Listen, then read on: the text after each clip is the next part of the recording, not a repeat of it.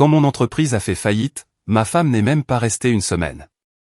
Je ne suis pas née pour être pauvre, a-t-elle dit, et elle est partie avec notre riche voisin. 2 ans plus tard, j'ai tout reconstruit.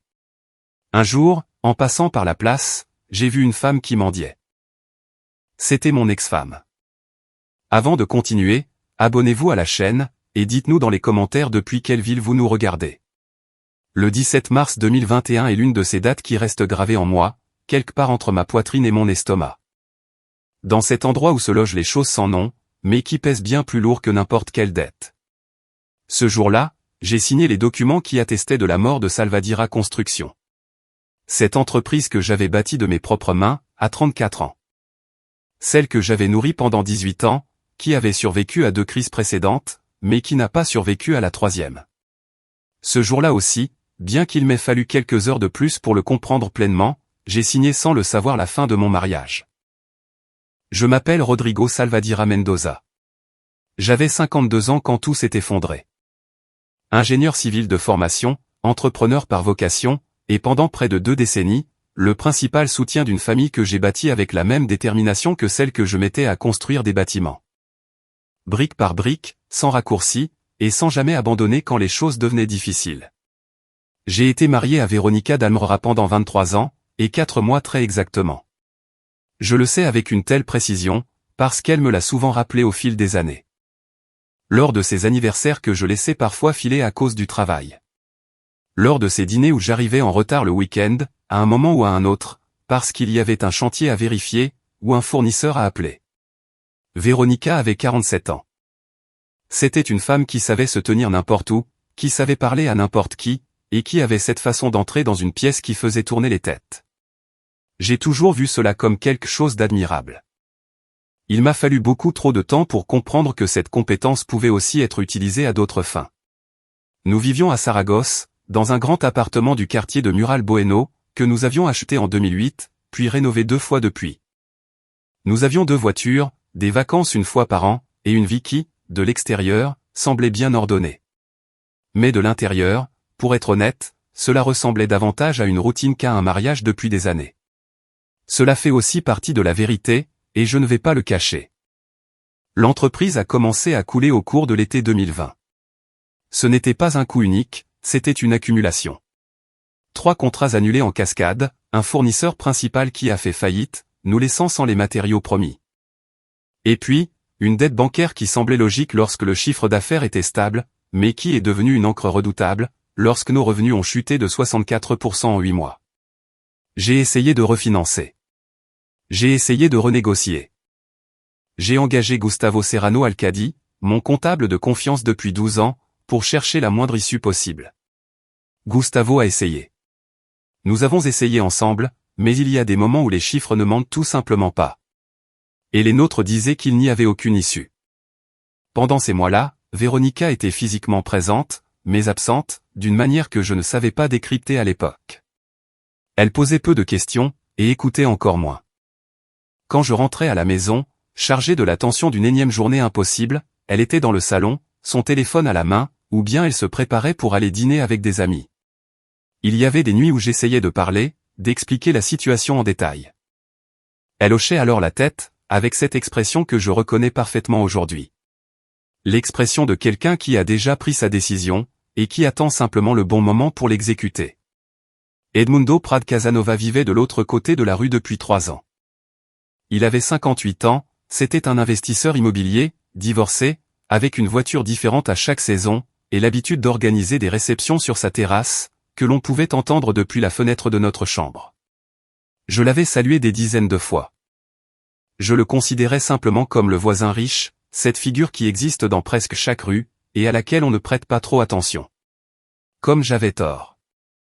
Ce que je n'ai su que bien plus tard, quand les pièces du puzzle se sont assemblées d'elles-mêmes, c'est que Véronica et Edmundo se parlaient régulièrement, depuis plus d'1 an avant que je ne ferme l'entreprise.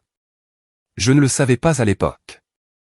Tout ce que je savais, c'était que ma vie entière s'effondrait, et que la personne qui aurait dû être à mes côtés regardait ailleurs.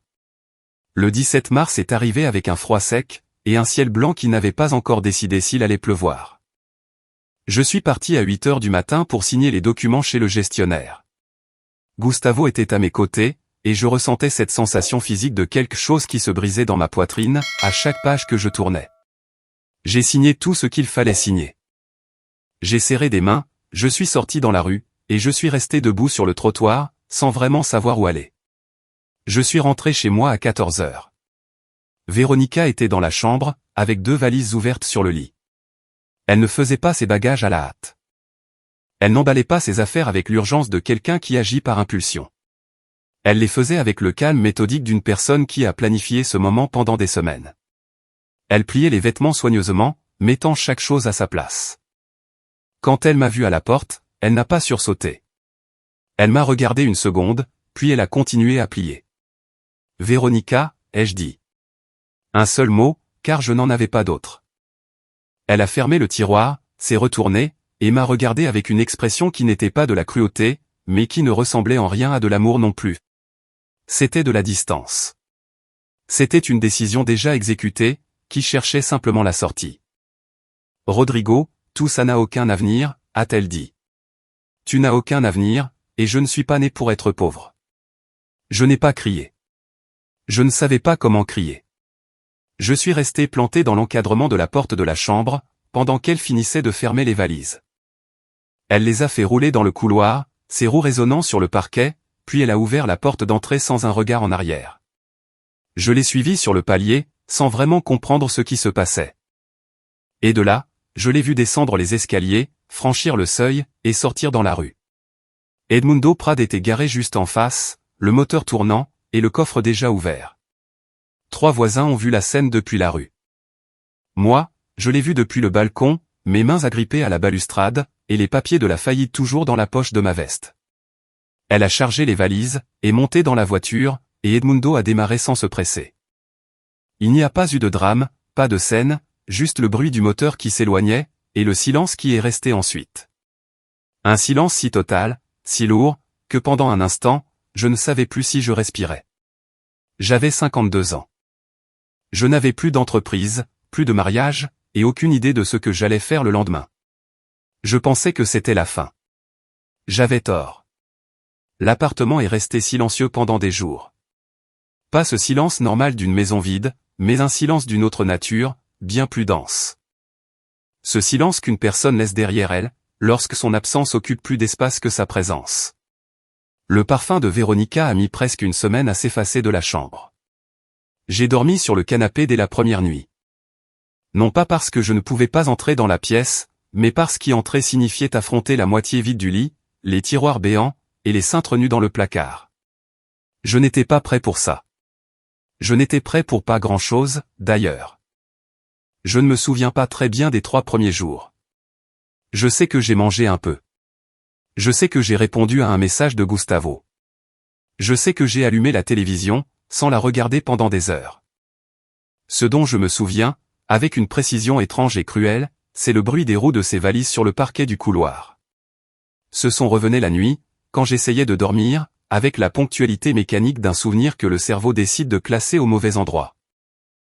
Le 4e jour, ma mère m'a appelé. Amparo Mendoza Ruiz avait 78 ans, et elle vivait seule dans un petit appartement du quartier de l'Almozara, à 12 minutes de route. Elle était veuve depuis 8 ans, et depuis lors, elle vivait avec cette sérénité si particulière aux personnes qui ont déjà suffisamment perdu pour ne plus gaspiller leur énergie sur des futilités. Quand elle a appelé, j'ai répondu avec la voix de quelqu'un qui n'a pas eu de vraie conversation depuis des jours. « C'est quand la dernière fois que tu as bien mangé ?» m'a-t-elle demandé. Je ne savais pas quoi répondre. « Samedi » a-t-elle affirmé, sans attendre ma réponse. « Soit j'arrive, soit tu viens ici, mais l'un de nous deux va bouger. » J'y suis allé. Je suis arrivé avec les mêmes vêtements que la veille, mal rasés. Elle a ouvert la porte, m'a regardé de haut en bas, avec cette façon bien à elle de tout évaluer sans rien dire, puis elle s'est écartée pour me laisser passer. Il y avait une marmite de lentilles sur le feu. La cuisine sentait la feuille de laurier et le pain frais. Je me suis assis sur la même chaise que j'occupais quand j'étais enfant. Et quelque chose dans ce détail, dans la familiarité exacte de cet angle de table, de cette fenêtre, de cette lumière de l'après-midi, m'a frappé d'une manière que je n'avais pas anticipée. Je n'ai pas pleuré à ce moment-là. J'ai pleuré plus tard, pendant qu'elle débarrassait la table, et que je fixais la nappe sans rien voir. Elle a posé une main sur mon avant-bras, sans prononcer un seul mot. Il n'y a pas eu de grand discours, pas de paroles de réconfort toutes faites. Juste cette main, petite, sèche, mais complètement ferme, qui me disait sans mots que j'étais encore quelqu'un pour elle, même si à cet instant, je n'étais plus personne pour les autres. Cette nuit-là, j'ai dormi sur son canapé. Et le lendemain matin, quand je me suis réveillé avec l'odeur du café qu'elle avait déjà préparé à 6h15, quelque chose en moi a décidé, sans crier gare, que je ne pouvais pas rester dans cet état pour toujours. Mais avant d'en arriver là, il s'est passé quelque chose qui a changé ma façon de comprendre toute cette histoire. 10 jours après le départ de Véronica, j'ai reçu un appel de Carmen Vidal Espinosa, une voisine de l'immeuble d'en face, avec qui ma femme était amie depuis des années.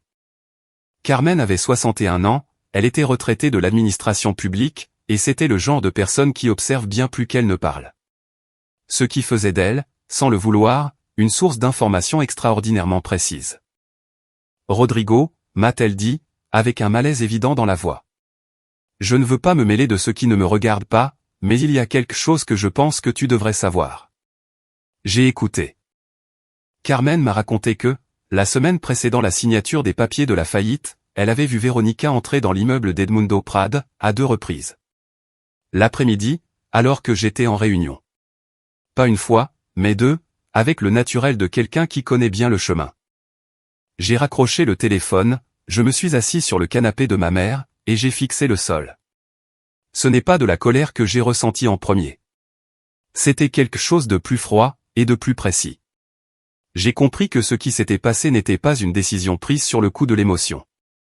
Ce n'était pas la panique d'une femme effrayée par la faillite de son mari. C'était un plan silencieux, patient, exécuté avec un calme que je reconnaissais maintenant dans chacun de ses gestes des dernières semaines. Dans sa distance, dans ses absences, dans cette expression que j'avais interprétée comme de l'inquiétude, mais qui était tout autre chose. Edmundo savait que l'entreprise allait fermer avant même que je n'en parle à quiconque. Et il n'y avait qu'une seule personne qui aurait pu lui donner cette information. Je n'ai pas dormi cette nuit-là. Pas à cause de la douleur, mais parce que l'esprit refuse de s'arrêter quand il commence à reconstituer une séquence qui était là, sous mes yeux, depuis le début, sans que je la voie. J'ai repassé nos conversations en boucle. J'ai repassé les dates en revue. J'ai repensé aux fois où Véronica était sortie l'après-midi, avec des explications que je n'ai jamais vérifiées, parce qu'il ne m'était jamais venu à l'esprit qu'il y avait matière à vérifier. Je me suis souvenu de ce jour de janvier, où elle avait mentionné Edmundo dans une conversation à propos de je ne sais quoi, et je n'y avais pas prêté attention, car je lisais un email de la banque. Je me suis rappelé la fois où j'ai trouvé sa carte de visite dans la poche de son manteau, et où elle m'a dit qu'il la lui avait donnée lors d'un dîner entre voisins. Je l'ai cru, naturellement. Je l'ai cru. Je ne vais pas rejeter toute la faute sur Véronica, juste pour me donner bonne conscience. Il est vrai aussi que je rentrais tard depuis des années. Il y a eu des mois où la seule chose que je ramenais à la maison, c'était la tension et la fatigue. Il y a eu des conversations importantes que j'ai annulées pour des appels professionnels qui, avec le recul, n'étaient pas si urgents. Je ne dis pas cela pour justifier ce qu'elle a fait. Je le dis parce que ça fait partie de l'histoire complète, et que l'histoire complète est la seule qui vaille la peine d'être racontée.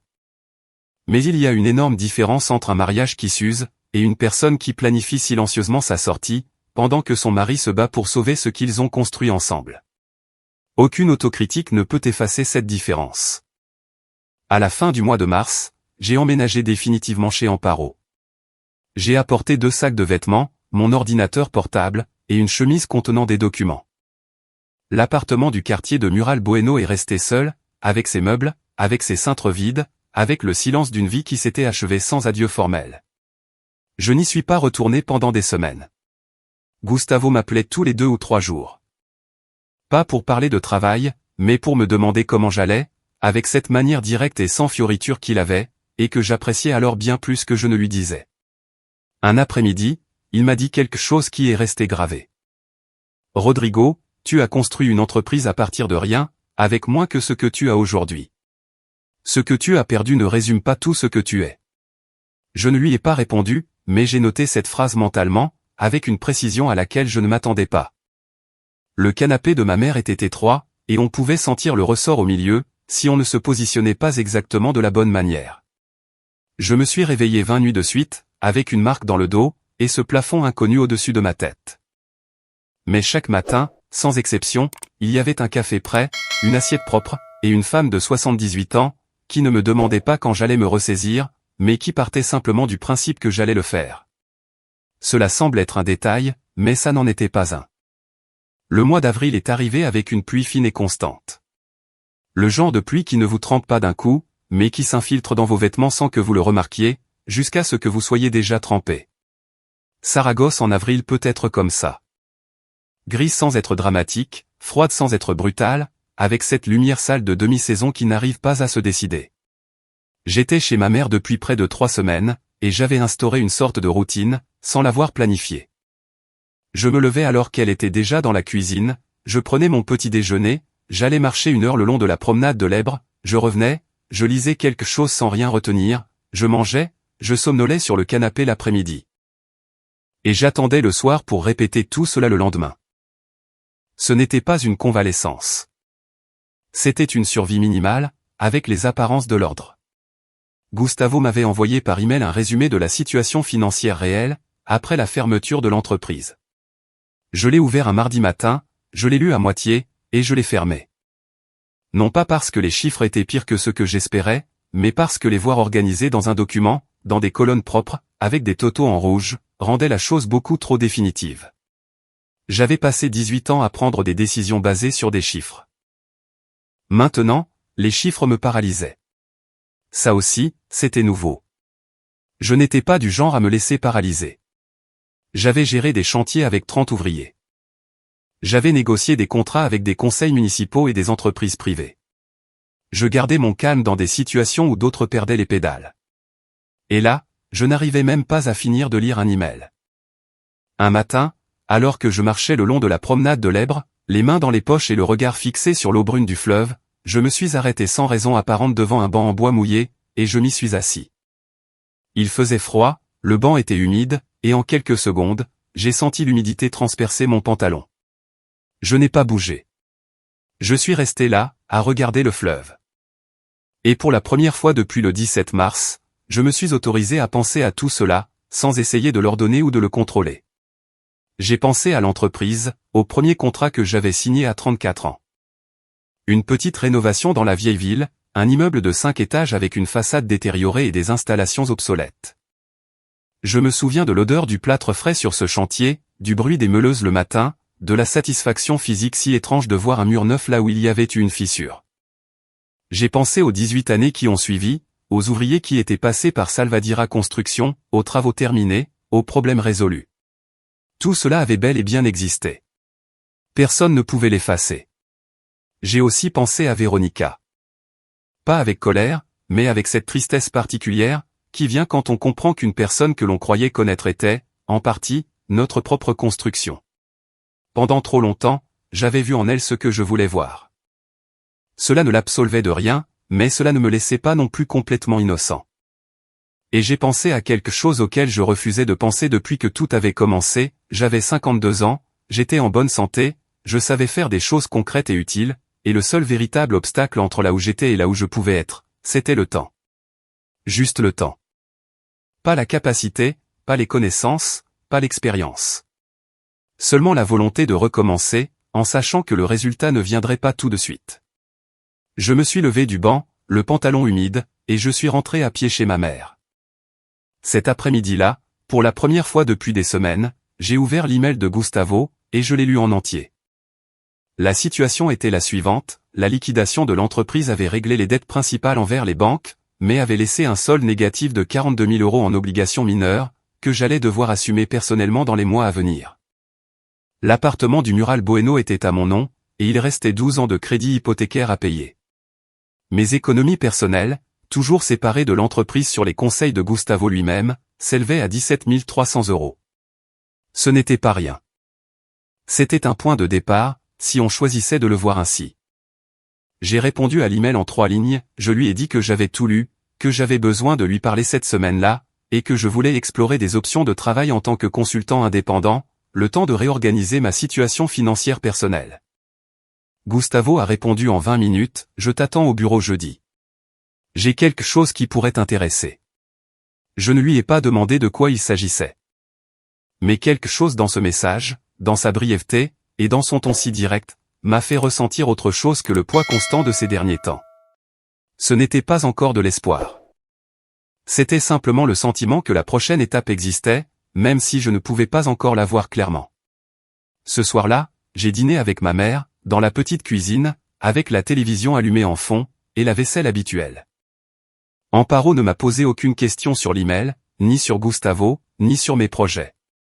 Elle a parlé de la météo, d'un voisin qui avait eu un problème avec la copropriété, d'une recette qu'elle voulait essayer ce week-end-là. Une conversation normale, sans lourdeur, sans ordre du jour caché. Et à un moment donné, entre le plat de résistance et le café, je me suis surpris à répondre naturellement, à suivre le fil, et même à sourire de quelque chose qu'elle avait dit, avec cette ironie mordante qui la caractérisait depuis toujours. C'était un petit moment, presque insignifiant. Mais c'était la première fois, en presque un mois, que je m'asseyais pour dîner sans que chaque bouchée n'ait le goût de la défaite. Le jeudi, je suis arrivé au bureau de Gustavo Serrano à 10h du matin. C'était dans un immeuble discret de la cale de San Vicente de Paul, au 2e étage, avec une plaque en laiton sur la porte, qui était là depuis qu'il avait ouvert son cabinet, 16 ans plus tôt. La réceptionniste, une jeune fille que je ne connaissais pas, m'a fait entrer directement. Gustavo était derrière son bureau, avec 2 tasses de café déjà servies, et un fin dossier posé devant lui. Il avait 54 ans, à peu près ma taille, et il avait cette façon de s'asseoir propre aux gens habitués à annoncer de mauvaises nouvelles avec calme, le dos droit, les mains sur la table, et une expression qui ne laissait rien deviner. « Assieds-toi » m'a-t-il dit. « Il y a une petite entreprise à Utebo » a-t-il commencé. « Une entreprise de construction familiale, de 2e génération. Ils font un chiffre d'affaires d'environ 800 000 € par an. Le fils aîné vient de reprendre les rênes à 31 ans, et il n'a pas de véritable formation technique. Ils grandissent plus vite qu'ils ne peuvent gérer. Et ils ont besoin de quelqu'un pour les aider à organiser les processus, les budgets, et la coordination des chantiers. » Il a fait une pause. « Ce n'est pas ce que tu avais, mais c'est concret. C'est immédiat, et il paie. » Je l'ai regardé. « Combien ?» ai-je demandé. 2200 € par mois en tant que consultant externe, avec une possibilité de révision dans 6 mois. Ce n'était pas ce que je gagnais avant, pas même la moitié. Mais c'était suffisant pour commencer à couvrir les dettes en cours, et ne pas avoir à toucher aux 17 000 € d'économie dès le premier mois. Quand veulent-ils une réponse, ai-je demandé. La semaine prochaine. J'ai pris la tasse de café, je l'ai tenue un instant sans boire, et j'ai regardé le dossier sur la table. Dis-leur oui, ai-je répondu. L'entreprise s'appelait Construction Heraldo, et elle était située dans une zone industrielle d'Utebo. C'était un bâtiment fonctionnel, sans prétention, avec un bureau vitré au fond, d'où l'on pouvait voir tout l'étage. Le lundi suivant, je suis arrivé à 8h30 du matin, avec un dossier vide, et un costume que j'avais repassé la veille au soir chez ma mère. Il faisait encore froid, ce froid sec d'avril qui, à Saragosse, s'infiltre sous les portes et s'installe sur les sols en béton. Le fils aîné s'appelait Borja Izquierdo Castellano, 31 ans.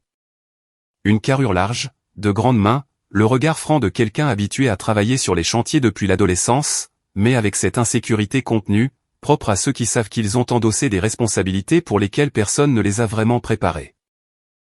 Il m'a reçu lui-même à l'entrée. Pas de réceptionniste, une poignée de main ferme, et une tasse de café apparue de nulle part, avec ce naturel typique des endroits où le café est un geste automatique de bienvenue. Mon père a lancé ça il y a 22 ans, m'a-t-il dit, alors que nous marchions vers le bureau. Il a pris sa retraite l'année dernière, à cause d'un problème cardiaque. Je suis ici depuis que j'ai 16 ans, mais gérer un chantier et gérer une entreprise, ce sont 2 choses différentes. Il ne disait pas ça comme une excuse. Il le disait comme un diagnostic, et cela m'a semblé être un signe d'intelligence pratique, que j'ai apprécié à ce moment-là bien plus que n'importe quel diplôme universitaire. Je me suis assis face à son bureau, et j'ai passé la première heure à écouter. Je n'ai posé aucune question qui n'était pas strictement nécessaire. Je l'ai laissé parler, je l'ai laissé décrire les problèmes tels qu'il les voyait de l'intérieur, afin de mettre ses propres perceptions sur la table avant d'y superposer les miennes. C'était une méthode de travail que j'avais apprise avec les années, avant de proposer des solutions, il faut comprendre exactement quel problème on essaie de résoudre. Car les problèmes décrits de l'extérieur coïncident rarement avec ceux qui existent de l'intérieur.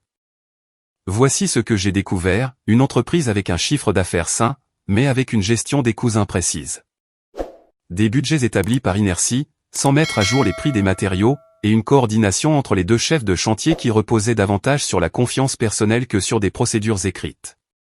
Ce n'était pas un désastre. C'était une entreprise qui avait bien fonctionné avec le père, parce que celui-ci avait 30 ans d'expérience accumulée dans la tête, et prenait des décisions de manière intuitive, mais juste. Sans lui, cette intuition avait disparu, et personne n'avait encore trouvé le moyen de la remplacer par quelque chose de tangible. Et c'était exactement ce que je savais faire. La première semaine, je n'ai rien changé. J'ai simplement observé. J'ai accompagné les chefs de projet sur les 2 chantiers actifs, j'ai passé en revue les budgets des 6 derniers mois, et je me suis assis avec l'administratrice. Une femme prénommée Rosario Benitez Palomar, qui était dans l'entreprise depuis 11 ans, et qui savait exactement où se trouvaient tous les papiers, même si son système de classement était un mystère pour tout nouvel arrivant. Rosario avait 43 ans. Elle se méfiait des consultants externes par principe, et elle me l'a fait savoir avec une gentillesse si calculée que c'en était presque admirable. Le dernier consultant qui est passé par ici nous a fait changer tout le logiciel de gestion, m'a-t-elle lancé le 2e jour, tout en cherchant une facture de 2019 que j'avais besoin de consulter. 3 mois de chaos, pour finalement recommencer à faire les choses comme avant, mais sur un écran différent. Je ne vais pas changer le logiciel, ai-je répondu. Elle m'a regardé d'un œil critique. Bien, a-t-elle dit, et elle m'a tendu la facture. Ce fut le début d'une relation de travail qui, avec le temps, deviendrait une forme de respect mutuel, ce qui, dans un environnement professionnel, a bien plus de valeur pratique que la simple sympathie. La 2e semaine, j'ai commencé à travailler sur les budgets. J'ai créé un modèle de mise à jour des coûts avec les prix réels des fournisseurs actuels, et non ceux d'il y a 2 ans, qu'ils utilisaient encore comme référence. La différence moyenne représentait une augmentation de 17% sur les matériaux. Cela signifiait que dans plusieurs budgets récents, ils avaient établi des devis en dessous du coût réel, sans le savoir, assumant ainsi des marges négatives sur des travaux qui n'avaient même pas encore commencé. Quand j'ai présenté cela à Borja, un mercredi après-midi, avec les chiffres sur la table et une comparaison claire, il est resté silencieux un moment. « Combien avons-nous perdu au cours des 6 derniers mois à cause de ça ?» a-t-il demandé. « Tu ne l'as pas encore perdu, car les chantiers ne sont pas terminés, ai-je répondu. Mais si tu n'ajustes pas les contrats là où c'est possible, et que tu ne corriges pas les budgets en cours, l'estimation est d'environ 38 000 € de marge négative avant la fin de l'année. » Borja a posé ses coudes sur la table, et s'est frotté le visage à 2 mains.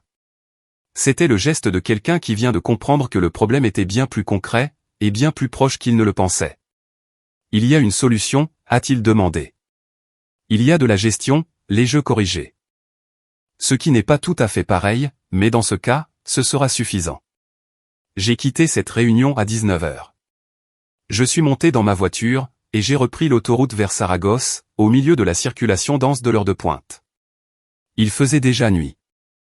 Les phares des autres voitures formaient cette chaîne discontinue que l'on voit si souvent, qu'on finit par ne plus la remarquer. Mais ce soir-là, je l'ai vue. Et à un moment donné, entre la zone industrielle du Thébault et la sortie Almozara, tout en gardant les mains sur le volant alors que le moteur vrombissait régulièrement, j'ai réalisé quelque chose que je n'avais pas ressenti depuis des semaines. J'avais passé 8 heures à résoudre des problèmes concrets, avec des outils que je maîtrisais. J'avais été utile, d'une manière mesurable et directe. Et pendant ces 8 heures, je n'avais pas pensé à Véronica. Je n'avais pas pensé à l'appartement vide de Mural Bueno. Je n'avais pas pensé au papier de la faillite, ni au bruit des roues de valise sur le parquet. Ce n'était pas le bonheur. C'était quelque chose de plus modeste, et de plus solide. C'était de la compétence. Cette certitude tranquille que l'on sait encore faire ce que l'on sait faire, indépendamment de tout le reste. Je suis arrivé chez ma mère à 20h15. Le dîner était prêt, et la télé diffusait les informations. Je me suis assis, j'ai mangé, et quand elle m'a demandé comment s'était passée ma journée, j'ai répondu avec plus de détails que d'habitude. Je lui ai parlé des budgets, de Borja, de Rosario et du logiciel.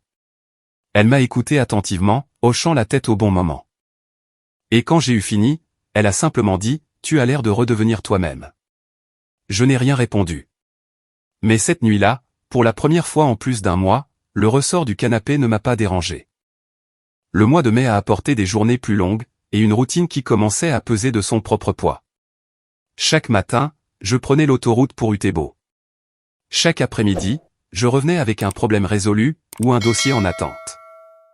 Et chaque soir, je dînais dans la cuisine d'Amparo, avec le sentiment grandissant que le sol sous mes pieds était un peu plus ferme qu'un mois auparavant.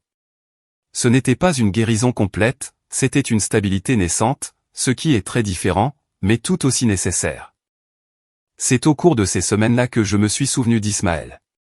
Ismaël Carretro Abadia avait 49 ans, et exerçait comme avocat spécialisé en droit civil et commercial, depuis plus de 2 décennies.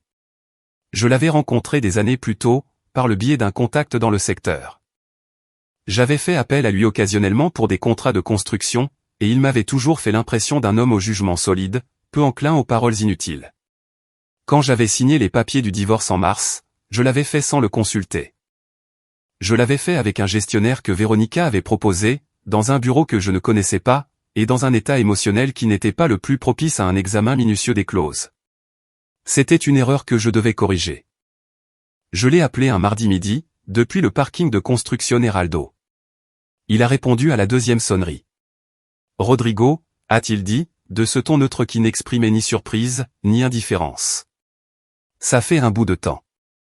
J'ai expliqué la situation en 10 minutes, sans tourner autour du pot.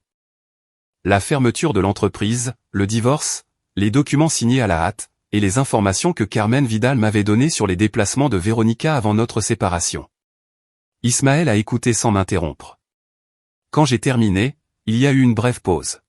« Apporte-moi les documents », a-t-il dit. « Tout ce que tu as signé.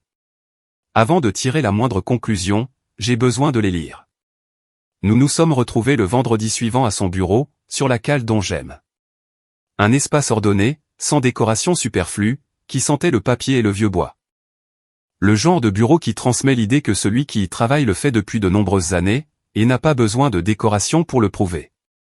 Ismaël a lu les documents de divorce avec une concentration que j'observais depuis l'autre côté du bureau, sans un mot. Il tournait les pages, revenait en arrière, marquait quelque chose au crayon, et reprenait sa lecture. Cela a pris 40 minutes. J'ai bu le café qu'on m'avait apporté, j'ai regardé par la fenêtre la rue étroite en contrebas, et j'ai attendu. Quand il a levé les yeux, son expression n'avait pas beaucoup changé, mais il y avait quelque chose dans son regard qui m'indiquait que ce qu'il s'apprêtait à dire avait du poids. « Tu as signé dans la précipitation, et dans des conditions défavorables », a-t-il commencé. « Il n'y a rien d'illégal dans le document lui-même, mais il y a des concessions que tu n'aurais pas dû faire à ce moment-là. Tu as renoncé à ta part sur 2 comptes conjoints, avec un solde cumulé d'environ 22 000 €. Et tu as accepté d'assumer seul une dette de carte de crédit domestique qui était légalement partagée. » Je l'ai écouté sans broncher. « Ça, on peut y remédier en partie », a-t-il poursuivi. « Mais ce n'est pas le plus important. » Il a posé son doigt sur une page précise. « Ce qui m'intéresse, c'est ceci. Dans l'inventaire des biens matrimoniaux, il n'y a aucune référence à un quelconque transfert d'actifs, effectué au cours des 18 derniers mois de cohabitation. Si ce que tu me dis sur les mouvements de ta femme avec Prad est vérifiable. Et si elle a transféré des biens du patrimoine conjugal à un tiers avant la séparation formelle, c'est un élément que la procédure de divorce aurait dû prendre en compte, et ce n'est pas le cas. Qu'est-ce que ça veut dire concrètement, ai-je demandé. Ça veut dire que s'il y a des preuves de ces transferts, il y a matière à réclamation. Je ne vais pas te promettre un résultat définitif, car les procédures civiles ont leurs propres délais et leurs incertitudes, mais je te dis que le dossier est solide. Combien de temps, ai-je demandé. Si tout se passe normalement, entre 8 et 14 mois pour avoir une résolution. Je lui ai dit de foncer. J'ai raccroché, et je suis rentré chez ma mère cet après-midi-là avec un dossier sous le bras, et un nouveau sentiment. Ce n'était pas exactement de la satisfaction, mais on s'en approchait. C'était le sentiment d'avoir cessé d'être un homme à qui les choses arrivaient, pour devenir un homme qui commençait à se mouvoir à travers elle avec une certaine détermination. Au cours des 2 semaines suivantes, j'ai rassemblé tout ce qu'Ismaël avait demandé. J'ai passé en revue les relevés bancaires des 3 dernières années, que j'avais sauvegardés sur mon ordinateur. J'ai organisé les actes de propriété et les documents de l'appartement, et je me suis remémoré chaque détail concret qui pouvait être pertinent. Les dates, les montants, les noms. Ce ne fut pas un processus agréable. Examiner la trace financière d'un mariage qui s'est achevé à quelque chose d'une autopsie. Ce sentiment d'examiner une chose qui ne peut plus être changée, mais qui peut encore être expliquée. Au cours de ce processus, j'ai découvert un élément que je n'avais pas relié jusqu'alors. En septembre 2020, soit 6 mois avant que je ne signe la fermeture de l'entreprise, Véronica avait retiré 4 300 € en espèces d'un compte joint, en 3 transactions distinctes au cours du même mois. Je m'en souvenais vaguement, car à l'époque, elle m'avait dit que c'était pour renouveler les meubles d'une pièce qu'elle voulait redécorer depuis un moment. J'avais accepté son explication sans poser de questions. En septembre 2020, j'étais complètement absorbé par les problèmes de l'entreprise, et je n'avais aucune capacité mentale pour remettre en question ce qui semblait être d'ordre domestique. La pièce n'a d'ailleurs jamais été redécorée. J'ai envoyé tout cela à Ismaël avec une note. Il a répondu 2 jours plus tard, par un bref message, « Bien vu. Je continue à examiner. On se parle vite. » Cette même semaine, chez Construction Heraldo, Borja m'a demandé de rester à la fin de la journée pour discuter. Quand le bâtiment s'est vidé, et que Rosario eut fini de ranger ses affaires, il a fermé la porte du bureau vitré, et s'est assis avec cette posture typique de quelqu'un qui s'apprête à dire quelque chose de direct. « Les budgets que nous avons revus ce mois-ci se sont bien passés », a-t-il déclaré. « La marge sur le contrat Alphadin correspond à ce que tu avais calculé. » Le chef de chantier, Apadola, dit que les nouvelles procédures lui font gagner du temps. Il a fait une pause. « Je veux que ton contrat devienne permanent, et je veux revoir le montant. » Il m'a proposé 2 600 € par mois. J'ai fait une contre-proposition à 2 500 €. Nous nous sommes mis d'accord sur 2 550 €. Ce n'était pas ce que je gagnais quand j'avais ma propre entreprise, mais c'était stable. C'était concret, et c'était à moi, d'une manière qui, à cet instant précis, importait bien plus que le montant. Cette nuit-là, avant de m'endormir, j'ai fait un calcul rapide dans la marge d'une feuille de papier. Avec 2 550 € par mois, en couvrant les dépenses de base et le paiement minimum sur les dettes restantes, j'aurais suffisamment de marge dans 12 mois pour envisager de quitter le canapé de ma mère, et de louer un endroit à moi. 12 mois, c'était long, mais pour la première fois depuis mars, le temps ne me semblait plus être un ennemi. L'été 2021 s'est déroulé avec une normalité que je n'avais pas anticipée. Ce ne fut pas un été de grands mouvements, ni de décisions dramatiques. Ce fut un été de travail constant, de factures payées à temps, et de dettes qui diminuaient lentement, mais sûrement. Borja m'avait donné un accès total à tous les processus de l'entreprise, et au cours des mois précédents, j'avais bâti une structure de gestion qui fonctionnait indépendamment de ma présence quotidienne. Cela me laissait du temps pour réfléchir. Et réfléchir, c'est ce que j'ai fait avec beaucoup plus de clarté pendant cette période, qu'à n'importe quel autre moment par le passé. Ismaël continuait de travailler sur la révision de la procédure de divorce. Tout au long de l'été, il m'a demandé des documents supplémentaires, avec une cadence lente et méthodique, qui, au début, m'impatientait, mais que j'ai appris à respecter avec le temps. Les processus légaux ont leur propre rythme, complètement distinct de l'urgence émotionnelle des personnes impliquées. Lutter contre ce rythme ne fait que provoquer de l'usure, sans pour autant produire de résultats. En juillet, il m'a appelé avec des éléments concrets. J'ai trouvé un virement bancaire datant de janvier 2021, m'a-t-il dit sans préambule. Depuis un compte joint, vers un compte au nom d'Edmundo Prat Casanova, 8 000 €. La signature est celle de Véronica. Je suis resté immobile, le téléphone à la main. Est-ce que c'est suffisant? Ai-je demandé. C'est un élément solide, a-t-il répondu.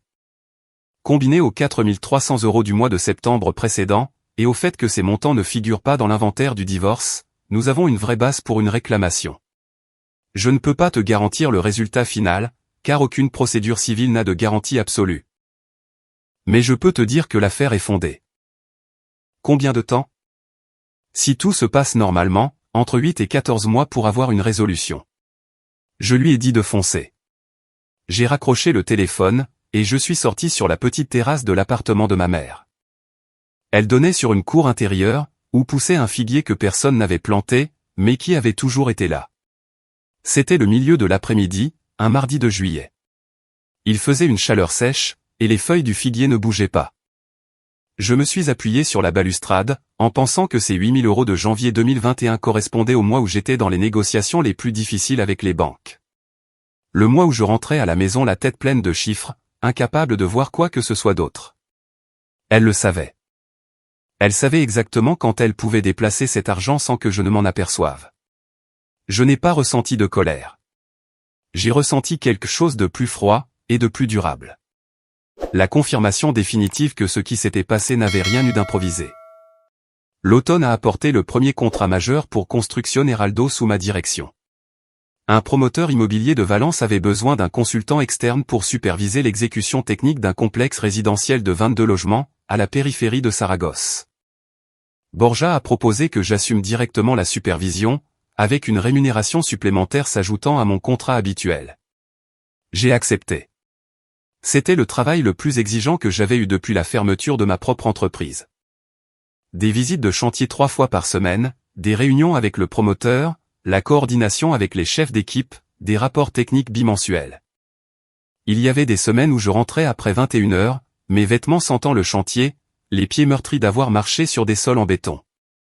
Mais il y avait quelque chose dans cette fatigue physique si spécifique, dans cette odeur de plâtre, de poussière et de sueur, que je trouvais bien plus réparateur que n'importe quel repos passif. En novembre, j'avais remboursé 31 000 des 42 000 euros de dette en cours.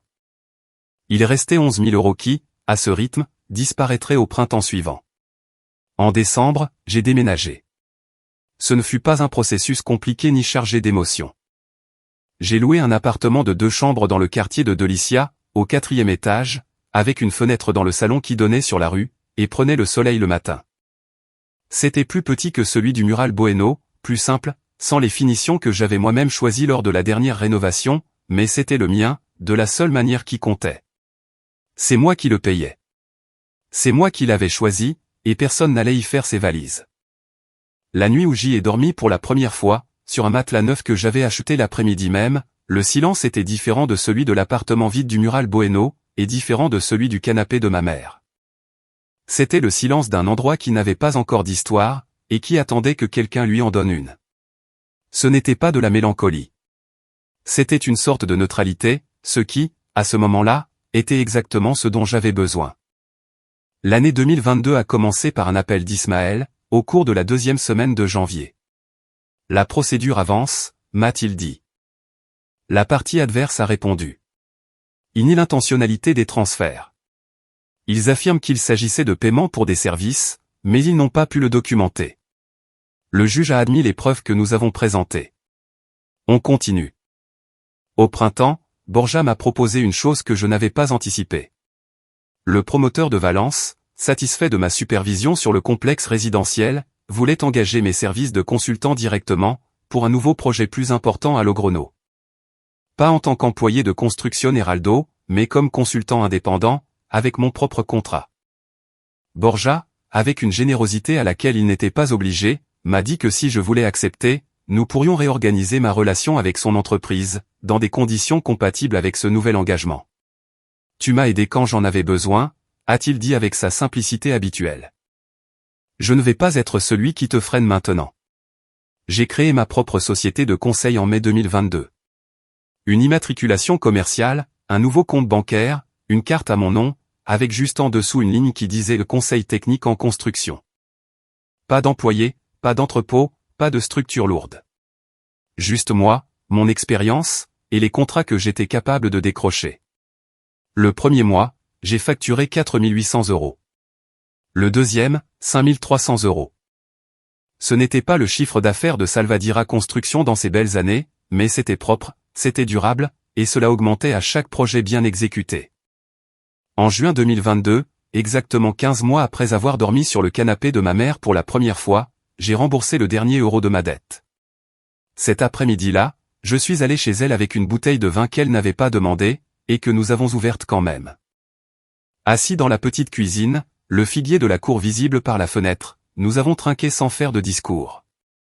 Elle a levé son verre, j'ai levé le mien, et nous nous sommes regardés un instant, avec cette complicité propre aux personnes qui ont partagé quelque chose de difficile, sans avoir besoin de mettre des mots dessus. C'est fait, a-t-elle simplement dit. Ça suffisait amplement. La seconde moitié de l'année 2022 fut la période où j'ai cessé de mesurer le temps en fonction de ce que j'avais perdu, pour commencer à le mesurer en fonction de ce que je construisais. Ce fut un changement subtil, mais profond. Le genre de changement qu'on n'annonce pas, mais qu'on découvre rétrospectivement, quand on réalise que, depuis des semaines, le passé n'est plus la première chose qui nous vient à l'esprit en ouvrant les yeux le matin. Le projet de Logrono avançait bien. Je m'y rendais 2 ou 3 fois par semaine, et j'avais développé une solide relation de travail avec l'équipe de promoteurs valenciens. En particulier avec leur directeur technique, un homme méthodique et exigeant nommé Aurelio Fontanic Castillo, 56 ans, qui appréciait par-dessus tout que les rapports arrivent à l'heure, et que les problèmes soient signalés avant de devenir des crises. Avec Aurelio, j'ai appris une chose que je croyais déjà savoir, mais que je n'avais en réalité pratiqué qu'à moitié: la confiance professionnelle se construit dans les moments d'inconfort, pas dans la facilité. En octobre, j'ai reçu un appel d'Ismaël. Nous avons une décision, a-t-il annoncé.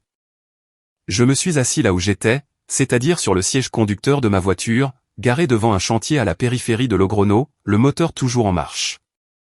Le juge a partiellement fait droit à la demande, a-t-il continué. Les virements effectués depuis le compte joint ont été reconnus comme une disposition abusive des biens matrimoniaux. Le jugement établit une compensation en ta faveur de 19 000 €, ce qui inclut les montants transférés, plus les intérêts légaux correspondants. Je n'ai rien dit pendant un moment. Est-ce que c'est Véronica qui doit payer, ai-je demandé. Véronica est légalement responsable, oui. Le délai de paiement volontaire est de 30 jours à compter de la notification. Si elle ne paie pas dans ce délai, nous procéderons à l'exécution forcée. J'ai raccroché, et j'ai regardé à travers le pare-brise. En face de moi, la façade inachevée du bâtiment, avec ses échafaudages et sa bâche verte. Et les ouvriers qui s'activaient au 2e étage, ignorant qu'à 30 mètres de là, un homme venait de refermer un chapitre qui était resté ouvert pendant près de 2 ans. Ce n'était pas de l'euphorie que je ressentais. Il était trop tard pour l'euphorie. Trop de temps s'était écoulé, trop de travail s'était accumulé entre cet instant précis et le 17 mars 2021. Ce que j'ai ressenti s'apparentait davantage à un achèvement.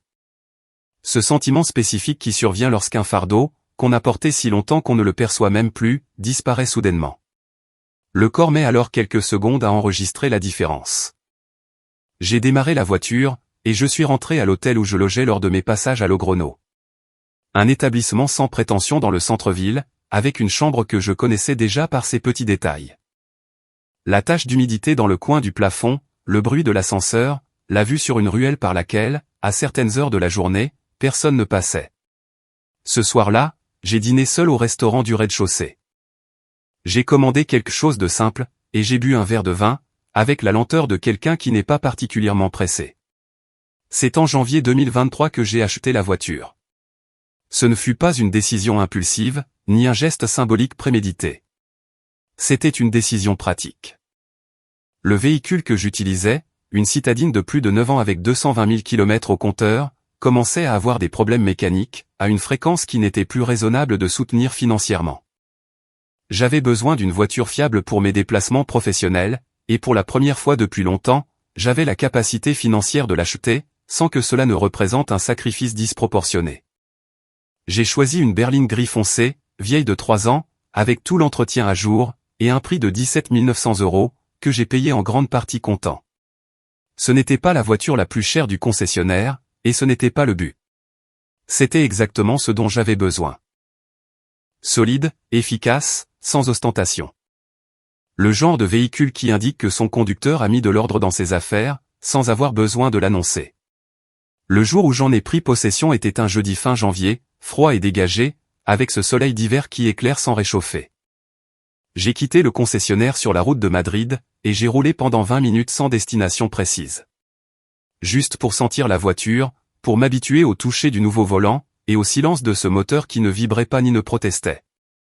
C'était une sensation mineure d'un point de vue objectif, mais il y avait là-dedans quelque chose qui avait du poids. 3 jours plus tard, il s'est produit ce que je n'avais pas cherché, et que je n'attendais pas. C'était un samedi matin, vers 11h30. Je conduisais dans le centre de Saragosse, avec l'intention de passer chez ma mère avant le déjeuner. J'ai pris un itinéraire différent, à cause de travaux dans ma rue habituelle.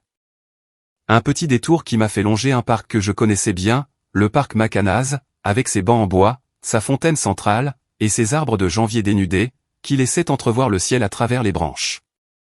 J'ai ralenti en longeant le trottoir, car quelqu'un traversait sur le passage piéton. Et dans cette seconde de vitesse réduite, mon regard tourné vers le côté droit de la rue, j'ai vu une femme assise sur un banc, à environ 8 mètres de là. Elle portait un manteau sombre avec le col relevé, ses cheveux étaient négligés, plus longs que dans mes souvenirs, et sa tête était légèrement inclinée. Devant elle, par terre, se trouvait un gobelet en carton. Elle ne mendiait pas activement. Elle ne tendait pas la main, elle ne disait rien. Elle était juste assise là, avec ce gobelet devant elle, dans l'immobilité de quelqu'un qui est là depuis longtemps, et qui n'attend plus rien de particulier. Il m'a fallu 3 ou 4 secondes pour traiter ce que je voyais. C'était Véronica. Il n'y avait aucun doute. Je connaissais cette posture. Je connaissais la forme de ses épaules. Je connaissais cette façon d'incliner la tête vers la droite, qu'elle avait toujours eue.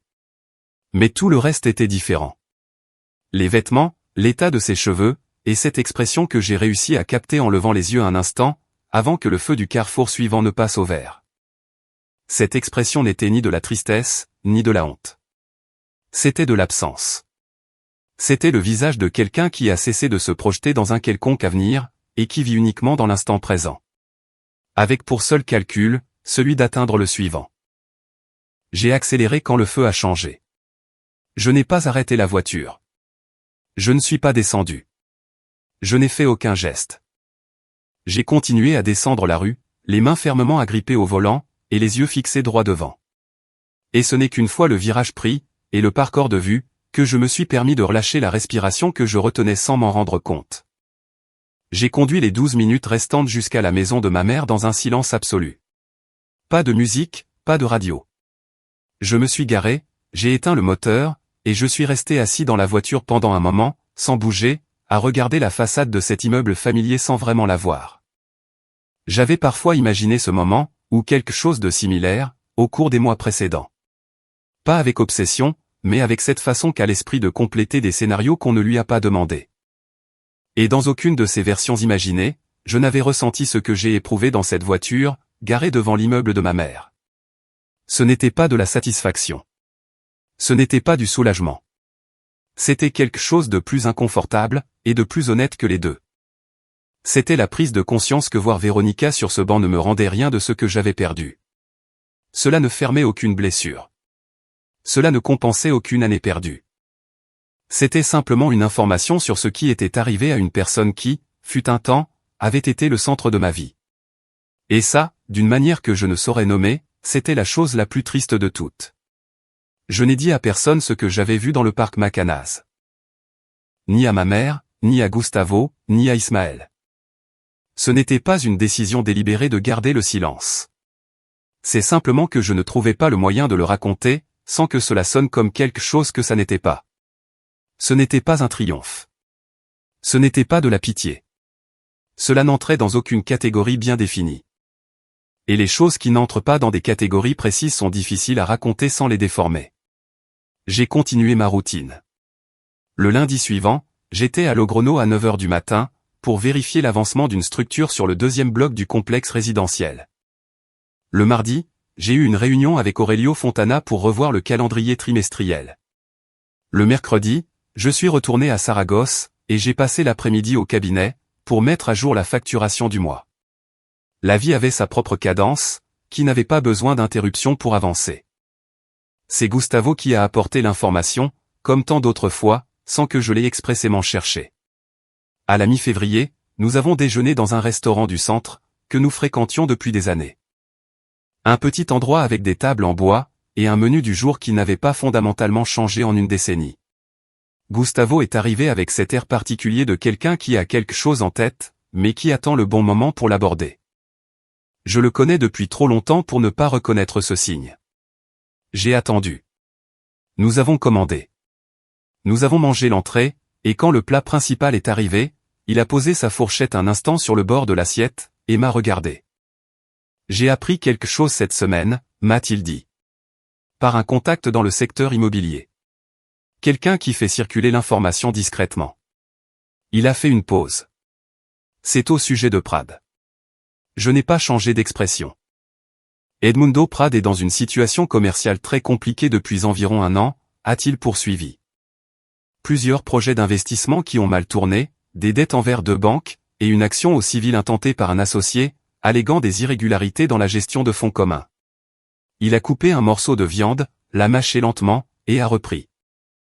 Mais ce qui a le plus attiré mon attention, c'est ce qui s'est passé avec Véronica. D'après ce qu'on m'a dit, Prad avait mis plusieurs actifs à son nom ces dernières années. L'appartement où il vivait, un véhicule, un compte liquide. Quand ses problèmes judiciaires ont commencé, il a utilisé ses actifs enregistrés à son nom comme garantie, sans son consentement explicite. Quand les créanciers sont venus les réclamer, tout ce qu'elle pensait posséder était déjà compromis. J'ai posé doucement mon verre d'eau sur la table. L'a-t-il mise à la porte, ai-je demandé. Il l'a mise à la porte, a confirmé Gustavo. Il y a environ 8 ou 9 mois, d'après ce qu'on m'a dit, et sans préavis. En gros, il lui a laissé l'accès à son compte courant personnel pendant 2 semaines pour qu'elle puisse s'organiser, et ensuite, il a bloqué tout ce qu'il pouvait bloquer. Il a fait une pause plus longue. Cette femme s'est littéralement retrouvée sans rien à son nom. Ce qu'elle possédait avant son mariage avec toi n'existait plus. Ce qu'elle a accumulé pendant le mariage, elle y a renoncé lors du divorce. Ou l'a transféré à Prad. Et ce qu'elle croyait avoir gagné avec Prad s'est avéré ne jamais lui appartenir réellement. Je l'ai écouté jusqu'au bout, sans l'interrompre. Il y a des moments où la vie produit des symétries qu'aucun scénariste n'oserait écrire, car elle paraîtrait trop artificielle. Véronica avait quitté un homme en faillite parce qu'elle ne voulait pas vivre dans le manque. Elle avait cherché, chez un autre, la sécurité économique que je ne pouvais plus lui offrir. Et elle s'était retrouvée dans une situation matérielle bien pire que tout ce qu'elle avait pu connaître à mes côtés. Non pas parce que je l'avais planifié, ni à cause d'une quelconque manœuvre de ma part, mais comme la conséquence directe de ses propres décisions, et de la nature de l'homme qu'elle avait choisi. Je n'en ai ressenti aucune satisfaction. Je le dis honnêtement, car il serait facile de prétendre le contraire, et ce serait plus dramatique, mais ce ne serait pas vrai. Ce que j'ai ressenti était plus complexe, et moins cinématographique. Une sorte de tristesse structurelle. Celle qui vient quand on voit comment une série de décisions, prises avec froideur et calcul, finissent par démolir celui qui les a prises, avec une efficacité qu'aucune punition extérieure n'aurait pu égaler. Véronica n'avait été détruite par personne. Elle avait été détruite par sa propre logique, poussée jusqu'à ses conséquences naturelles. Sais-tu où elle est maintenant, ai-je demandé à Gustavo. Il m'a regardé un instant avant de répondre. Pas de source sûre, a-t-il dit. On raconte qu'elle est chez sa sœur, mais ce n'est pas certain. Il a marqué une pause. Pourquoi? Pour rien de particulier, ai-je répondu. Je voulais juste savoir si l'information était récente. Gustavo me connaît assez bien pour savoir quand il ne faut pas insister. Il a changé de sujet tout naturellement, et nous avons passé le reste du repas à parler du projet de Logrono, et d'une nouvelle mission qu'il envisageait. Mais, à un moment donné, alors qu'il parlait de délais et d'honoraires, je pensais au banc du parc Macanaz. Au gobelet en carton posé par terre. À la silhouette dans ce manteau sombre, le col relevé contre le froid de janvier. Tout s'emboîtait maintenant, avec une précision presque géométrique. Ce que Gustavo m'avait raconté expliquait ce que j'avais vu. Edmundo Prad avait utilisé Véronica de la même manière qu'elle avait essayé de l'utiliser, comme une ressource de convenance, disponible tant qu'elle était utile, et jetable dès qu'elle cessait de l'être. La différence, c'est qu'Edmundo avait exécuté cette logique avec une brutalité que Véronica n'avait pas anticipée, parce qu'elle ne s'était jamais mise à la place de l'autre. Cet après-midi-là, de retour dans l'appartement de Delicia, j'ai ouvert mon ordinateur portable et j'ai passé en revue les chiffres du trimestre.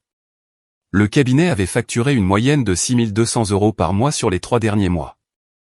J'avais 2 contrats actifs, une proposition en attente de réponse de la part d'une entreprise à Pamplune, et une réserve de liquidité qui n'existait pas 19 mois plus tôt.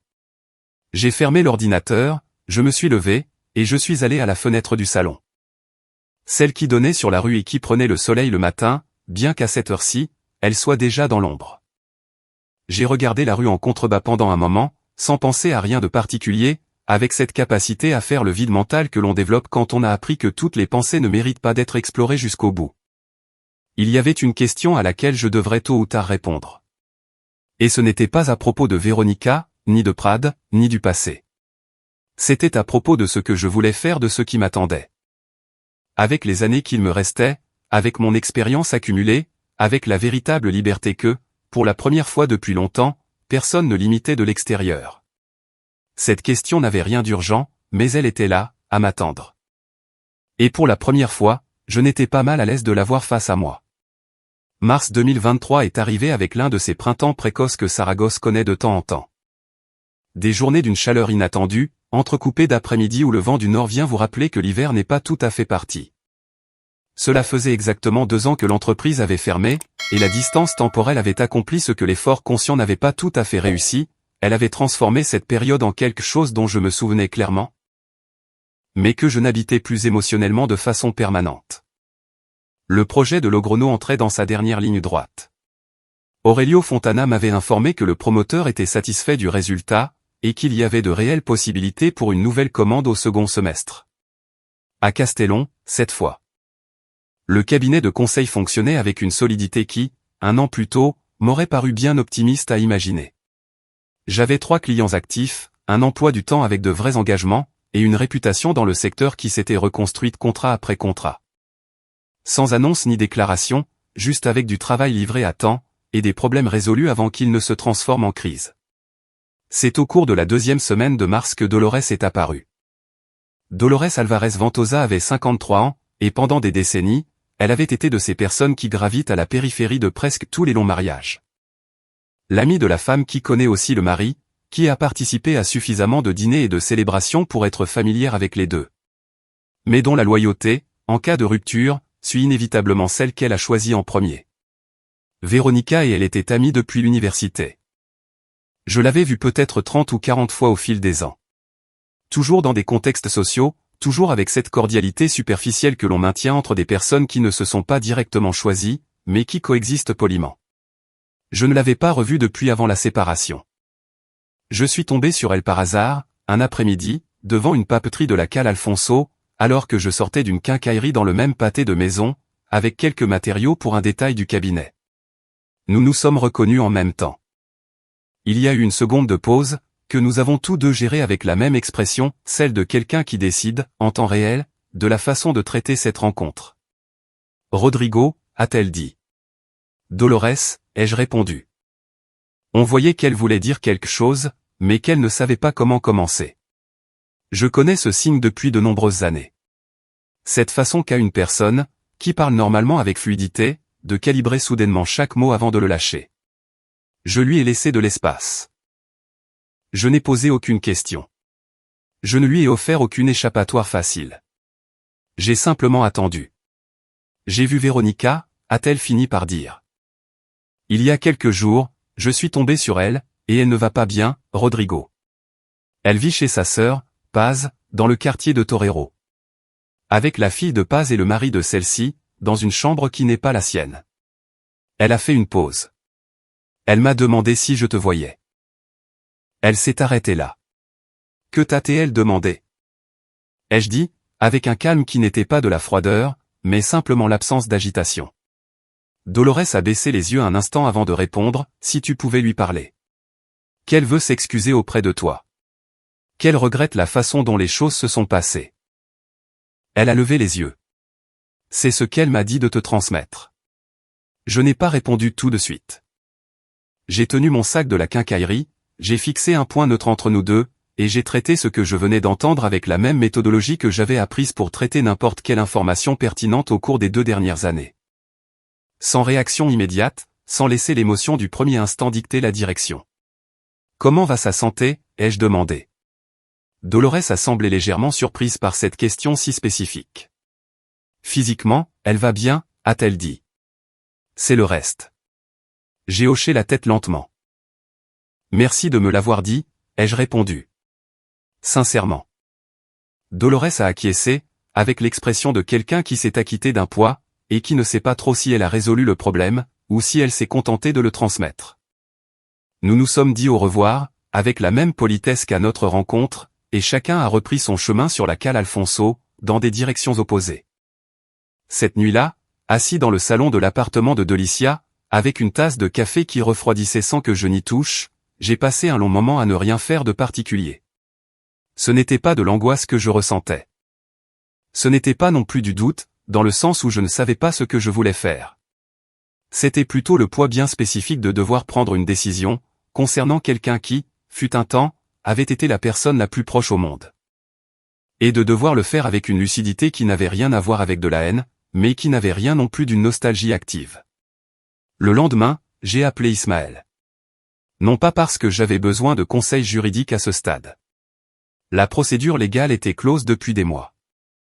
Mais parce qu'Ismaël était le genre de personne avec qui je pouvais parler de cette affaire, sans que la conversation ne dérive sur un terrain émotionnel. Je lui ai raconté la rencontre avec Dolores, et je lui ai demandé s'il y avait une quelconque obligation légale, un quelconque lien encore actif, qui pourrait me rattacher à la situation de Véronica. Aucun, a répondu Ismaël sans avoir besoin de réfléchir. La procédure de divorce est totalement réglée. Le jugement d'indemnisation a été exécuté il y a des mois. Il n'y a plus aucun lien juridique actif entre toi et elle. Une brève pause. Ce que tu fais à partir de maintenant est une décision personnelle, pas juridique. Je le savais déjà, ai-je dit. Je voulais juste te l'entendre dire. Eh bien, je l'ai dit. J'ai raccroché, et je suis resté un moment avec le téléphone à la main. La question n'était pas de savoir si j'avais une obligation. La question était de savoir quel genre d'homme je voulais être à cet instant précis, avec cette information devant moi. Et cette question avait une réponse, qui ne dépendait pas de ce que Véronica méritait ou ne méritait pas, ni de ce qui aurait été juste dans l'absolu. Cela dépendait uniquement de ce que je pouvais assumer, sans me trahir moi-même. Cette même semaine, Borja Izquierdo m'a appelé pour discuter d'un nouveau contrat que Construcción Heraldo venait de conclure. Un projet de rénovation dans le centre historique de Saragosse, qu'il voulait que je supervise en externe, comme je l'avais fait pour les projets précédents. Nous avons parlé pendant 40 minutes des plans, des délais, des budgets. Quand j'ai raccroché, je me suis rendu compte que pendant cette conversation, je n'avais pas pensé une seule seconde à Véronica, à Dolores, ou à cette chambre d'emprunt chez sa sœur, dans le quartier de Torero. La vie que j'avais bâtie au cours de ces 2 années ne laissait aucune place à ce qui n'y avait plus sa place. Cette prise de conscience n'était pas de la cruauté. C'était simplement la description honnête de ce qui se passe, quand on arrête d'organiser son présent autour de ce qu'on a perdu, pour commencer à l'organiser autour de ce qu'on possède. 10 jours se sont écoulés depuis la rencontre avec Dolores, sans que je n'entreprenne la moindre action visible. Ce n'était pas de la procrastination, ni une incapacité à me décider. C'était une véritable délibération, le genre de réflexion qui a besoin de temps et de silence, pour produire quelque chose de solide, plutôt qu'une simple réaction déguisée en résolution. Pendant ces 10 jours, j'ai vécu normalement. Je suis allé à Logroño pour régler les derniers détails du projet avec Aurelio, qui m'a serré la main à la fin de notre dernière réunion, avec cette fermeté si caractéristique des gens peu avares en gestes, mais qui, lorsqu'ils en font, leur donne du poids. J'ai supervisé le lancement de la rénovation dans la vieille ville que Borja m'avait confiée. J'ai dîné 2 fois chez ma mère. Elle avait remarqué quelque chose dans mon attitude, sans me poser de questions directes, grâce à cette capacité qu'elle avait de percevoir les humeurs sans que personne n'ait besoin de les formuler. Le soir du 10e jour, je me suis assis dans le salon de l'appartement de Delicia, avec un papier et un stylo.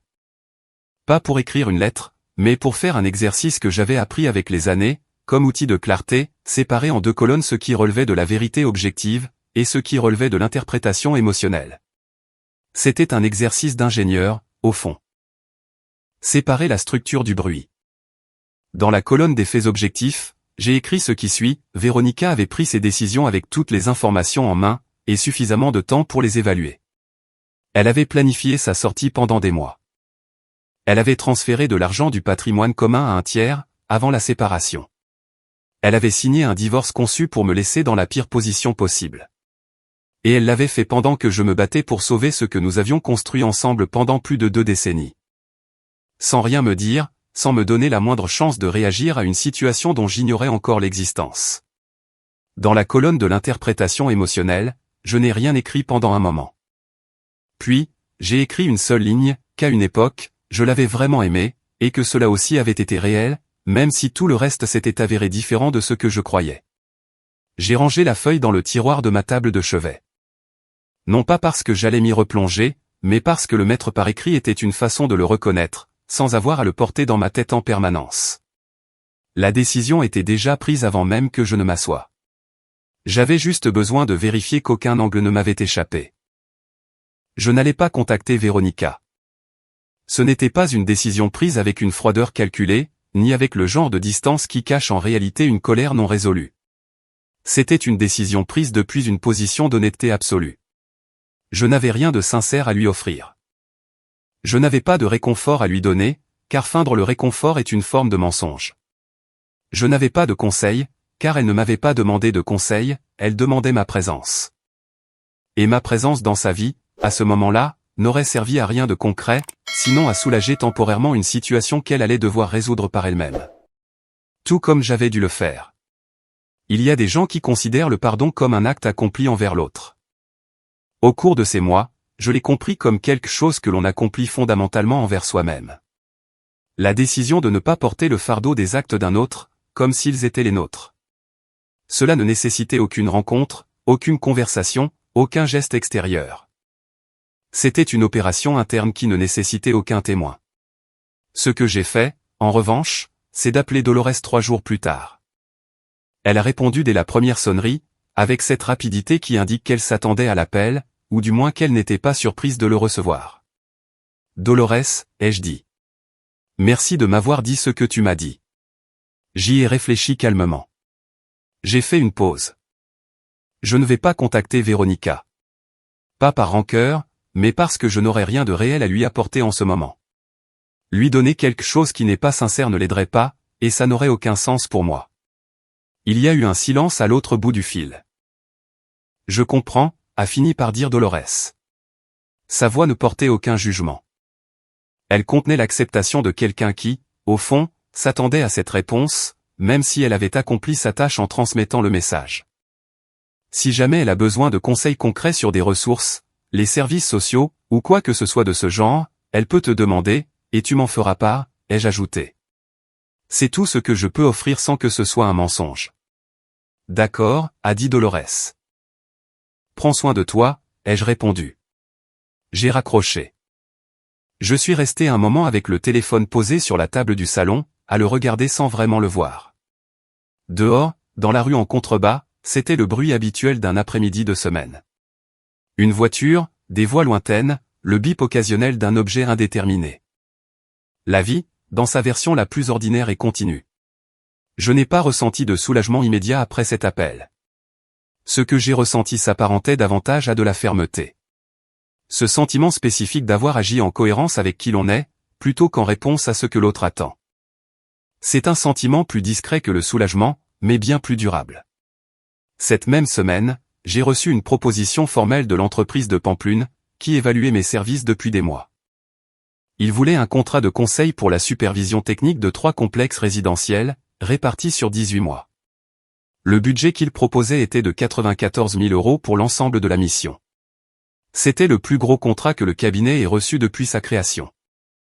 Je l'ai examiné calmement, j'ai consulté Ismaël sur certains détails, et j'ai répondu avec une contre-proposition de 98 000 €, qu'ils ont accepté sans grande négociation. J'ai signé ce contrat un jeudi, à la fin du mois de mars 2023. C'était une journée grise, qui ne se distinguait en rien de n'importe quel autre jeudi. J'ai quitté le bureau du client à Pampelune à 18 h. J'ai marché jusqu'au parking où j'avais laissé la berline grise, et je suis rentré à Saragosse par l'autoroute, le contrat signé rangé dans le dossier sur la banquette arrière. 2 ans plus tôt, j'avais quitté le bureau d'un notaire avec un papier qui attestait de la fin de tout ce que j'avais construit. Ce jeudi-là, j'ai quitté une réunion avec un papier qui représentait le chapitre suivant de tout ce que je construisais à nouveau. L'autoroute était fluide. Le moteur de la voiture vrombissait avec cette régularité silencieuse propre au moteur bien entretenu. Sans effort visible, sans protestation. Les phares des autres véhicules se multipliaient à mesure que la nuit tombait. Et à un moment donné, entre Pampelune et Saragosse, les mains sur le volant et la route droite devant moi, je me suis rendu compte que je ne pensais à rien de particulier. Je conduisais, tout simplement, et après tout ce qui s'était passé, c'était amplement suffisant. Le contrat de Pampelune marquait un avant et un après, qui n'avait besoin d'aucune cérémonie extérieure. Il n'y a pas eu de célébration, pas d'annonce, pas de moment dramatique pour marquer la frontière entre ce qui était avant, et ce qui était maintenant. Les choses importantes s'accompagnent rarement de fanfares. Elles se produisent, tout simplement. Elles s'installent, et on ne les reconnaît comme des tournants majeurs, avec le temps, que lorsqu'on est assez loin pour les voir avec du recul. L'été 2023 fut le premier depuis de nombreuses années où j'ai pris de vraies vacances. Pas un week-end prolongé, ou quelques jours volés entre 2 projets. De vraies vacances. 2 semaines en août, où j'ai fermé mon ordinateur portable. J'ai transféré mes appels professionnels vers une messagerie automatique, et j'ai quitté Saragosse sans aucune révision en attente. Je suis parti vers le nord, dans une région de la côte cantabrique que je connaissais depuis des décennies. Un endroit avec ce paysage vert et austère, qui ne promet rien de spectaculaire, mais qui offre quelque chose de bien plus rare, une tranquillité durable, sans pic d'excitation ni déception. J'ai loué une petite maison près de Comilla pour 12 jours. Je cuisinais pour moi. J'allais me promener tôt le matin, quand le brouillard n'était pas encore tout à fait dissipé. L'après-midi, je lisais dans un fauteuil, près d'une fenêtre qui donnait sur un jardin à l'abandon, avec un bougainvillier que personne ne taillait. C'était une vie réduite à ses éléments les plus simples. Et dans ce dépouillement, il y avait quelque chose que je n'avais pas trouvé pendant ces mois d'efforts constants. L'espace pour se rendre compte de qui l'on est, quand on n'a rien à prouver, et personne à qui le prouver. Pendant ces 12 jours, j'ai pensé à beaucoup de choses, avec ce calme que seule la distance physique avec nos lieux de vie habituels peut procurer.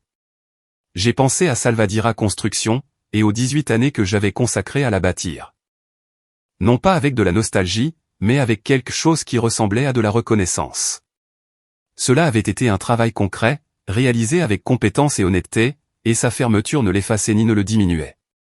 Cela avait existé. Cela avait de la valeur. Et le fait que cela se soit terminé ne signifiait pas que c'était une erreur de l'avoir commencé. J'ai aussi pensé au mois passé sur le canapé de ma mère. À l'odeur du café à 6 heures du matin.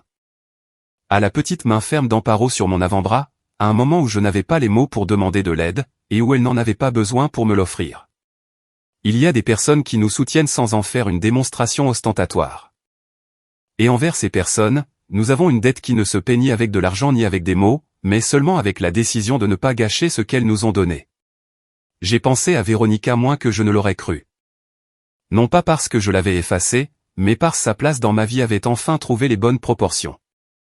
Elle faisait partie d'une longue histoire qui s'était réellement produite, avec de vrais moments de part et d'autre, et qui s'était terminée d'une manière qui en disait plus long sur elle que sur moi. Bien que cela dise aussi quelque chose de moi, qu'il valait mieux ne pas ignorer. J'avais beaucoup trop travaillé, pendant trop d'années, sans comprendre qu'une entreprise qui fonctionne et un mariage qui fonctionne ont besoin de 2 formes d'attention différentes. Et que le second ne peut pas vivre indéfiniment sur le crédit du premier. Ce fut peut-être la leçon la plus inconfortable de tout ce processus, mais aussi la plus utile. Je suis rentré à Saragosse à la fin du mois d'août, les batteries rechargées d'une manière que je n'avais pas ressentie depuis longtemps. Le projet de Pamplune m'attendait. Il y avait une nouvelle commande d'une entreprise de Valence, qu'Aurelio avait recommandée, et Borja avait besoin de mon avis sur un budget compliqué. Mon emploi du temps était chargé, mais c'était le genre de poids qui donne de l'énergie plutôt que d'écraser. Un poids qui a une direction, plutôt que d'être une simple masse. En septembre, j'ai appelé ma mère pour lui dire que je l'emmenais dîner. Pas dans sa cuisine, mais dans un vrai restaurant. Chose que nous faisions rarement, et qu'elle appréciait bien plus qu'elle ne l'admettait ouvertement. Nous sommes allés dans un endroit calme du centre-ville, avec des nappes en tissu, et un service qui prenait son temps. Nous avons mangé lentement. Nous avons parlé de choses sans grande importance, et de choses qui en avaient. Et à un moment de la soirée, alors que nous attendions le dessert qu'elle avait commandé, avec sa détermination habituelle à ne sauter aucun plat, elle m'a regardé avec cette expression évaluatrice que je connais depuis l'enfance. « Tu vas bien ?» a-t-elle dit. Pas comme une question, mais comme une vérification. « Oui », ai-je répondu. « Bien », a-t-elle répété, avec la même économie de mots que toujours, et elle a continué à scruter la carte des desserts, comme si la question était définitivement réglée. Et elle l'était. La vie que j'ai aujourd'hui, au moment où je raconte tout ceci, n'est pas celle que j'avais avant mars 2021. Elle est différente. Dans ses dimensions, dans sa structure, et dans le type de certitudes sur lesquelles elle repose. Elle est plus petite à certains égards, et plus solide à d'autres, bien plus important. Je n'ai plus d'employés, ni d'entrepôt industriel, ni ce fardeau bien précis de devoir assurer la paix de 30 personnes à la fin de chaque mois. J'ai un cabinet de conseil qui fonctionne, des contrats qui se multiplient grâce à ma réputation, et la liberté de choisir avec qui je travaille, et à quelles conditions. C'est le genre de liberté qui, lorsqu'on la possède vraiment, s'avère bien plus précieuse que je ne l'imaginais à l'époque où j'en étais privé. Je n'ai plus non plus de mariage de 23 ans. J'ai un appartement à Delicia, avec une fenêtre qui prend le soleil le matin, et le silence de vivre dans un espace qui est entièrement le mien. Sans que ce soit une perte, mais plutôt une forme de présence à soi-même qu'il m'a fallu beaucoup trop de temps pour découvrir. Il y a une dernière chose que je veux dire. Non pas comme une leçon de morale, mais comme la description honnête de ce que j'ai appris tout au long de ce processus. La faillite d'une entreprise ne détruit pas un homme. Ce qui le détruit, s'il se laisse détruire, c'est la décision de se définir par ce qu'il a perdu, plutôt que par ce qu'il sait encore faire. Il m'a fallu quelques mois pour prendre cette deuxième décision. Et ces mois passés sur le canapé de ma mère, avec le ressort qui m'enfonçait le dos et le plafond inconnu au-dessus de ma tête, étaient une partie nécessaire du processus. La douleur n'est pas toujours inutile. Une partie de cette douleur est simplement le temps qu'il faut au corps et à l'esprit pour se réorganiser, autour d'une nouvelle réalité. La dernière image que je garde de tout cela n'a rien de dramatique. C'est un mardi d'octobre, tard dans la nuit. Je rentre d'une réunion en banlieue, avec la ville illuminée en toile de fond. La radio est éteinte. Mes mains sont sur le volant, le moteur tourne sans effort, le tableau de bord brille de ses voyants verts et apaisants. Il n'y a pas de destination urgente. Aucun autre fardeau que le mien. Parfois, la liberté ne s'annonce pas en fanfare. Parfois, elle arrive exactement comme ça. En silence, en mouvement, avec l'asphalte droit devant, et tout le reste déjà parfaitement à sa place.